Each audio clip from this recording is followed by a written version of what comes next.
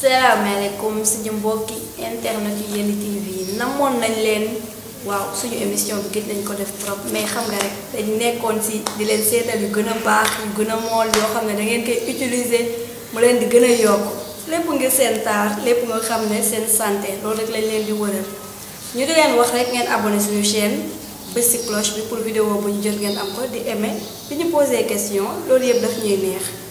tey ñu ñëwaat ci beneen ci astuce et remède naturel ñu indil leen lan loo xam ne mooy yokku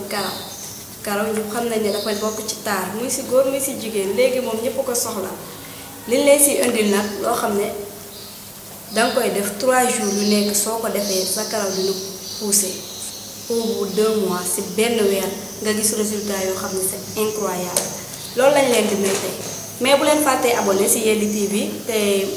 jël vidéo yi rek bës cloche bi di ko am à tout moment li ñuy def nag mooy nga jël tey gingembre ci tubaab olof naan koon jinjeer nga jël sa benn nen blanc d'œuf bi kese ngay soxla liy weex moom ngay jël récupérer ko ci benn cuillère def ko ci benn bocal bu set nga jël jinjeer bi nga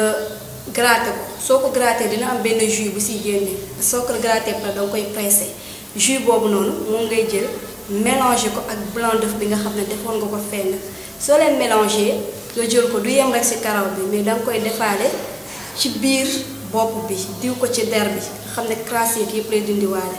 soo ko defee bàyyi ko mën nga ko bàyyi toute la journée muy benn bés